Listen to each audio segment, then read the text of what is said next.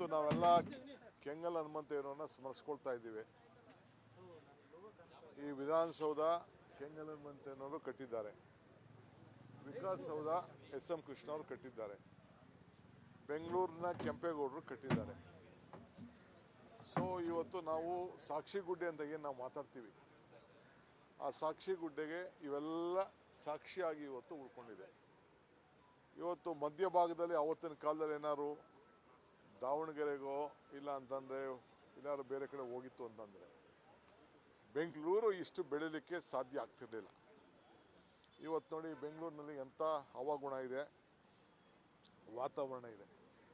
ಈ ವಾತಾವರಣ ನೋಡಿದ್ರೆ, ಈ ಹವಾಗುಣ ನೋಡಿದ್ರೆ ಇಡೀ ಪ್ರಪಂಚದ ಜನ ಇಲ್ಲಿ ಆಕರ್ಷಣೆ ಆಗ್ತಾರೆ. ಈಗ ಸಮುದ್ರಗಳ ಪಕ್ಕದಲ್ಲಿರೋಂಥ ನಗರಗಳಿಗೆ ಏನು ಸಮಸ್ಯೆ ಆಗ್ತಾ ಇದೆ, ಪಾಪ ಅಭಿವೃದ್ಧಿಗಳಾಗ್ತಾ ಇದೆ, ಎಲ್ಲೂ ಏನು ಸಮಸ್ಯೆ ಆಗ್ತಾ ಇದೆ ಅಂತೇಳಿ ತಾವೆಲ್ಲ ಗಮನಿಸಿದ್ದೀರಿ. ಸೊ ಹಂಗೆ ನಮ್ಮ ಬೆಂಗಳೂರು ಇಡೀ ಭಾರತದಲ್ಲೇ ಭಾಳ ಶ್ರೇಷ್ಠವಾದಂಥ, ಭಾಳ ಉತ್ತಮವಾಗಿ ಎಲ್ಲ ಥರದಲ್ಲೂ ಕೂಡ ರಕ್ಷಣೆ ಇರೋಂಥ ಒಂದು ಪವಿತ್ರವಾದಂಥ ಜಾಗ.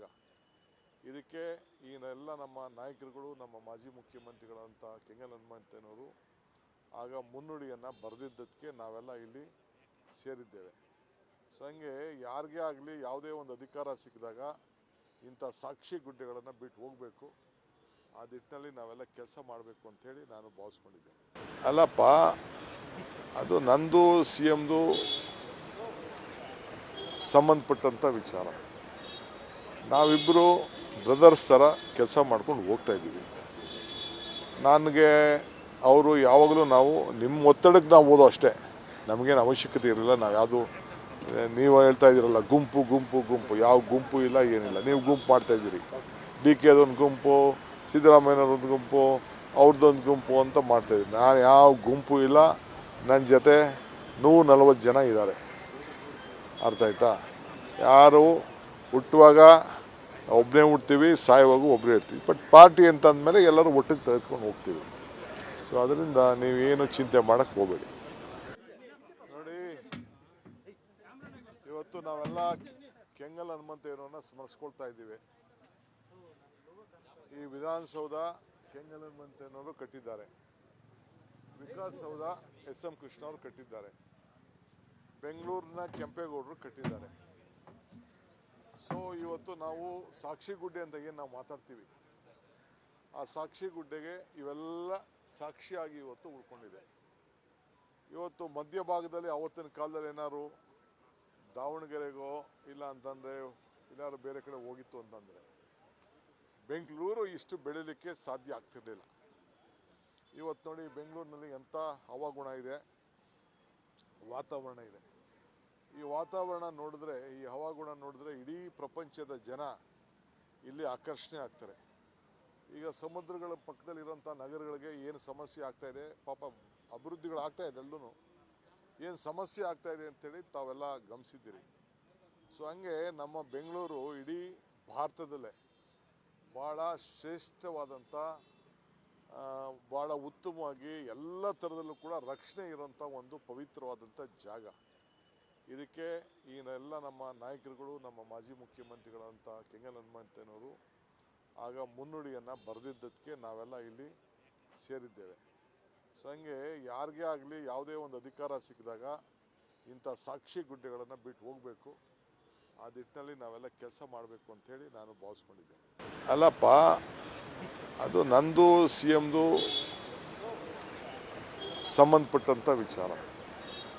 ನಾವಿಬ್ಬರು ಬ್ರದರ್ಸ್ ಥರ ಕೆಲಸ ಮಾಡ್ಕೊಂಡು ಹೋಗ್ತಾ ಇದ್ದೀವಿ. ನನಗೆ ಅವರು ಯಾವಾಗಲೂ ನಾವು ನಿಮ್ಮ ಒತ್ತಡಕ್ಕೆ ನಾವು ಓದೋ ಅಷ್ಟೇ, ನಮಗೇನು ಅವಶ್ಯಕತೆ ಇರಲಿಲ್ಲ. ನಾವು ಯಾವುದು ನೀವು ಹೇಳ್ತಾ ಇದ್ದೀರಲ್ಲ ಗುಂಪು ಗುಂಪು ಗುಂಪು, ಯಾವ ಗುಂಪು ಇಲ್ಲ, ಏನಿಲ್ಲ. ನೀವು ಗುಂಪು ಮಾಡ್ತಾಯಿದ್ದೀರಿ. DKದೊಂದು ಗುಂಪು, ಸಿದ್ದರಾಮಯ್ಯನವ್ರೊಂದು ಗುಂಪು, ಅವ್ರದ್ದೊಂದು ಗುಂಪು ಅಂತ ಮಾಡ್ತಾಯಿದ್ದೀನಿ. ನಾನು ಯಾವ ಗುಂಪು ಇಲ್ಲ. ನನ್ನ ಜೊತೆ 140 ಜನ ಇದ್ದಾರೆ. ಅರ್ಥ ಆಯ್ತಾ? ಯಾರು ಹುಟ್ಟುವಾಗ ಒಬ್ಬನೇ ಹುಡ್ತೀವಿ, ಸಾಯುವಾಗೂ ಒಬ್ಬರೇ ಇರ್ತೀವಿ. ಬಟ್ ಪಾರ್ಟಿ ಅಂತ ಅಂದಮೇಲೆ ಎಲ್ಲರೂ ಒಟ್ಟಿಗೆ ತೆಗೆದುಕೊಂಡು ಹೋಗ್ತೀವಿ. ಸೊ ಅದರಿಂದ ನೀವೇನು ಚಿಂತೆ ಮಾಡೋಕ್ಕೆ ಹೋಗಬೇಡಿ. ನೋಡಿ, ಇವತ್ತು ನಾವೆಲ್ಲ ಕೆಂಗಲ್ ಹನುಮಂತಯ್ಯನವರನ್ನ ಸ್ಮರಿಸ್ಕೊಳ್ತಾ ಇದ್ದೀವಿ. ಈ ವಿಧಾನಸೌಧ ಕೆಂಗಲ್ ಹನುಮಂತಯ್ಯನವರು ಕಟ್ಟಿದ್ದಾರೆ. ವಿಕಾಸಸೌಧ ಎಸ್.ಎಂ. ಕೃಷ್ಣ ಅವರು ಕಟ್ಟಿದ್ದಾರೆ. ಬೆಂಗಳೂರಿನ ಕೆಂಪೇಗೌಡರು ಕಟ್ಟಿದ್ದಾರೆ.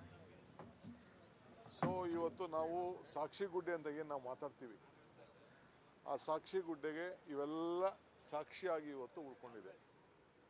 ಇವತ್ತು ಮಧ್ಯಭಾಗದಲ್ಲಿ ಅವತ್ತಿನ ಕಾಲದಲ್ಲಿ ಏನಾದ್ರು ದಾವಣಗೆರೆಗೋ ಇಲ್ಲ ಅಂತಂದರೆ ಇಲ್ಲಾರು ಬೇರೆ ಕಡೆ ಹೋಗಿತ್ತು ಅಂತಂದರೆ ಬೆಂಗಳೂರು ಇಷ್ಟು ಬೆಳೀಲಿಕ್ಕೆ ಸಾಧ್ಯ ಆಗ್ತಿರ್ಲಿಲ್ಲ. ಇವತ್ತು ನೋಡಿ ಬೆಂಗಳೂರಿನಲ್ಲಿ ಎಂಥ ಹವಾಗುಣ ಇದೆ, ವಾತಾವರಣ ಇದೆ. ಈ ವಾತಾವರಣ ನೋಡಿದ್ರೆ, ಈ ಹವಾಗುಣ ನೋಡಿದ್ರೆ ಇಡೀ ಪ್ರಪಂಚದ ಜನ ಇಲ್ಲಿ ಆಕರ್ಷಣೆ ಆಗ್ತಾರೆ. ಈಗ ಸಮುದ್ರಗಳ ಪಕ್ಕದಲ್ಲಿರೋಂಥ ನಗರಗಳಿಗೆ ಏನು ಸಮಸ್ಯೆ ಆಗ್ತಾ ಇದೆ, ಪಾಪ ಅಭಿವೃದ್ಧಿಗಳಾಗ್ತಾ ಇದೆ, ಎಲ್ಲೂ ಏನು ಸಮಸ್ಯೆ ಆಗ್ತಾ ಇದೆ ಅಂತೇಳಿ ತಾವೆಲ್ಲ ಗಮನಿಸಿದ್ದೀರಿ. ಸೊ ಹಂಗೆ ನಮ್ಮ ಬೆಂಗಳೂರು ಇಡೀ ಭಾರತದಲ್ಲೇ ಭಾಳ ಶ್ರೇಷ್ಠವಾದಂಥ, ಭಾಳ ಉತ್ತಮವಾಗಿ ಎಲ್ಲ ಥರದಲ್ಲೂ ಕೂಡ ರಕ್ಷಣೆ ಇರೋಂಥ ಒಂದು ಪವಿತ್ರವಾದಂಥ ಜಾಗ.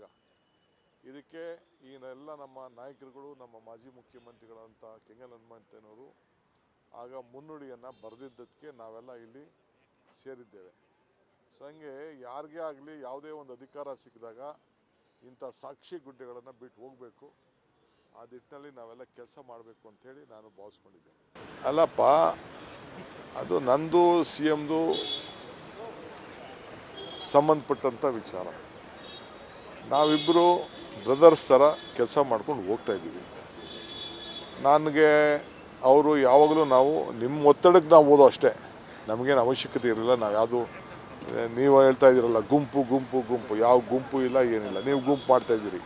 DK ಅದೊಂದು ಗುಂಪು, ಸಿದ್ದರಾಮಯ್ಯನವ್ರೊಂದು ಗುಂಪು, ಅವ್ರದ್ದೊಂದು ಗುಂಪು ಅಂತ ಮಾಡ್ತಾಯಿದ್ದೀನಿ. ನಾನು ಯಾವ ಗುಂಪು ಇಲ್ಲ. ನನ್ನ ಜೊತೆ 140 ಜನ ಇದ್ದಾರೆ. ಅರ್ಥ ಆಯ್ತಾ? ಯಾರು ಹುಟ್ಟುವಾಗ ಒಬ್ಬನೇ ಹುಡ್ತೀವಿ, ಸಾಯುವಾಗ ಒಬ್ಬರೇ ಇರ್ತೀವಿ. ಬಟ್ ಪಾರ್ಟಿ ಅಂತಂದಮೇಲೆ ಎಲ್ಲರೂ ಒಟ್ಟಿಗೆ ತೆಗೆದುಕೊಂಡು ಹೋಗ್ತೀವಿ. ಸೊ ಅದರಿಂದ ನೀವೇನು ಚಿಂತೆ ಮಾಡೋಕ್ಕೆ ಹೋಗಬೇಡಿ. ನೋಡಿ, ಇವತ್ತು ನಾವೆಲ್ಲ ಕೆಂಗಲ್ ಹನುಮಂತಯ್ಯನವ್ರನ್ನ ಸ್ಮರಿಸ್ಕೊಳ್ತಾ ಇದ್ದೀವಿ. ಈ ವಿಧಾನಸೌಧ ಕೆಂಗಲ್ ಹನುಮಂತಯ್ಯನವರು ಕಟ್ಟಿದ್ದಾರೆ. ವಿಕಾಸಸೌಧ ಎಸ್.ಎಂ. ಕೃಷ್ಣ ಅವರು ಕಟ್ಟಿದ್ದಾರೆ. ಬೆಂಗಳೂರಿನ ಕೆಂಪೇಗೌಡರು ಕಟ್ಟಿದ್ದಾರೆ. ಸೊ ಇವತ್ತು ನಾವು ಸಾಕ್ಷಿಗುಡ್ಡೆ ಅಂತ ಏನು ನಾವು ಮಾತಾಡ್ತೀವಿ, ಆ ಸಾಕ್ಷಿಗುಡ್ಡೆಗೆ ಇವೆಲ್ಲ ಸಾಕ್ಷಿಯಾಗಿ ಇವತ್ತು ಉಳ್ಕೊಂಡಿದೆ.